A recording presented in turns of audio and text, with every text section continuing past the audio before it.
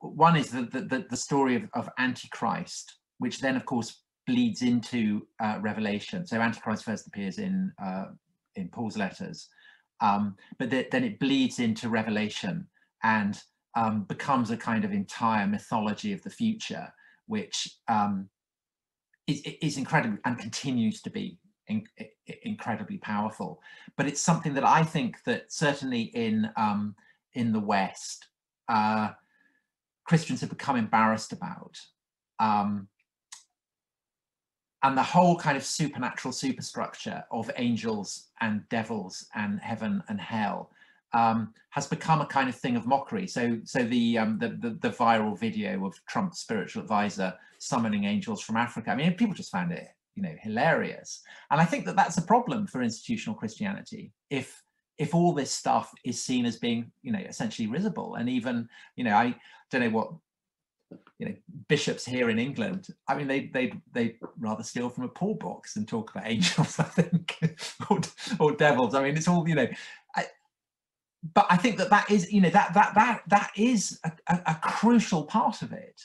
And I think that that's one of the reasons why the church is growing so explosively in Africa, is that perhaps, that dimension of spirits, of angels and devils seems much closer. Or why Pentecostalism is by miles the fastest growing expression of Christianity globally, is because there people do take spirits, they do take it, seriously, and they kind of open themselves up to it. So I think that in a way the Antichrist, the devil, all that, it's such a crucial part of the Christian story. But in a way, it's the part of it that's hardest for me to get back at. I can kind of look at it as, rather, to in a way, it's a source of great frustration to me, because the power of it is so incredible. And you just have to go through Christian history and realize how it just kind of changes, kind of everything. All is endlessly coming back. Endlessly convulsed. The great thing in the Reformation is it's one of the things that joins, it's the truly ecumenical thing, is both sides thinking the other are Antichrist. But I think that there are keys to recapturing that. I guess I would say a large part of my work is help people recapture it in a way that fits within even modern categories. And it's really, I think that going back and also understanding some kind of what you see in the church fathers, if you look at the right church fathers, St. Maximus or St. Gregory of Nyssa, the more intellectual fathers, you could say, you find keys in there to help you deal with the problem of angels. And it has to do with the notion of intelligences and pattern, and the idea that there are pattern beings above us. We know there are, because cities are pattern beings above us. They have a pattern, and we can recognize them as existing. We can say London exists, even though it's a million of details, and you can still see that it exists. And so it has an intelligence. It has something, like I can write to London and London will answer me, right? I can write to my city and it'll answer me. I can complain to the city and the city will answer me. And the person who's writing the letter is not the person answering me, really. They're just a tool of the city. And so we get, if we're able to perceive that there are patterns which exist above just material reality, and those patterns stack up from a person to a family to a community to a city, et cetera, then the idea that, let's say, the angel of New York can fall, and then that's it. New York's going to go down, right? If its spirit falls, then it's over. But we are able to recognize its spirit, right? Because I can recognize a New Yorker, even if I'm in Canada. I can recognize someone from Chicago. I know there are ways to recognize people who belong to corporate bodies that are higher than let's say an individual, and those become ways to recapture, and especially with the new science of consciousness, like these new ideas that the inevitability of consciousness for reality to appear to us, right? The categories go through our intelligence. It's harder and harder to ignore that. Then we can then notice these corporate beings. Of course, we can't do it, like you said, exactly yet in the same way that ancient people can, because we're so materialist that it's hard for us to encounter it, but there's a subtle capacity to encounter corporate beings. Like I said, you can write to Santa Claus and Santa Claus will answer you. You can write to all kinds of corporate beings and they answer. But one of the chapters that I ended up not writing, basically because I know you're Orthodox, aren't you? Yeah, so I decided I wasn't going to go into Orthodox Christianity because it was just too huge topic. Yeah. But if I had done Orthodox Christianity as well, then I would have linked Dostoevsky and Nietzsche, and the obvious parable in Dostoevsky is the parable of the Grand Inquisitor in Brothers Karamazov, and I think that what that touches on is Dostoevsky's sense that there is perhaps something within Latin Christianity that has kind of inevitably moved towards atheism.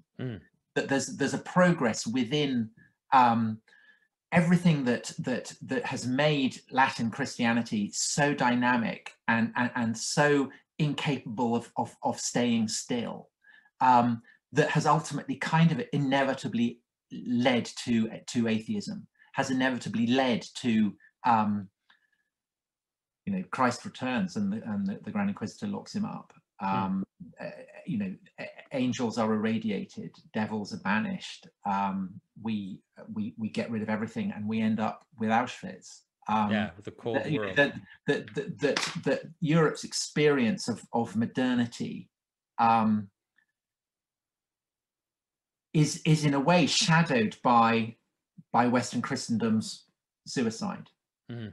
That there are dimensions, and it's not just Western. There's something within Christianity that leads to its own inevitable termination. Yeah. I think it does. Well, I think there's a resurrection, but I do think that it leads. I think Christ set up a pattern that was going to lead to personal death and then corporate death, and it was it's a fractal pattern that is repeating itself. And so I don't like it, but I'm not surprised that it's happening because it's there in Christ's story. It's there in Christ's story, and he's rejected by his own people. Like it's Judas who betrays him. It's from within his disciples that he was going to be betrayed. Atheism had to rise out of Christianity. There was no other place where it could come from, because that's the pattern of the story. And desacralization is often, has long been applied to Protestantism, and I think that's true. I think that Protestantism does consciously kind of aims to desacralize an enormous amount that Catholicism had represented, but the whole of Christianity is a process of desacralization. I think of Milton's great poem on the Nativity, which essentially consists of all the gods going, whoa. Milton describes the Greek gods, Egyptian gods, the Canaanite gods, basically all being banished. For Milton, the gods are real, but they're demons. What then happens is that Christians come to think that they never existed. Yeah. These ancient gods never existed. And then that's a kind of intermediate stage. And then from that, it's not that much further to go on saying, well, actually, the Christian God never existed. Yeah. So there's a sense in which Christians are sitting on a branch and sawing that branch off. Yeah. And all those gods are waiting to eat us up like the mouth of hell at the bottom once the branch gets cut off. We'll see. Yeah. It's hard to know what's going to happen, but that we can feel we can see all the principalities now fighting to know which one is going to rule. But I think that there is. I think that people cannot survive without, let's call it myth, in the non-pejorative sense. Yeah. Sense that there is a kind of potent story that explains things more deeply and profoundly than the shell of reality does. Yeah. And in a way, all the kind of, the movie franchises, Harry Potter and Avengers and Lord of the Rings and all that kind of stuff, it's kind of an ersatz attempt to fill in the gap. It's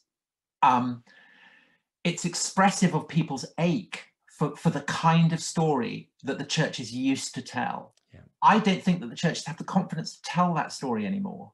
I think and so I think that the kind of the cultural, the moral, the spiritual brew that the churches serve up is very anemic. It's not satisfying in the way that story used to be.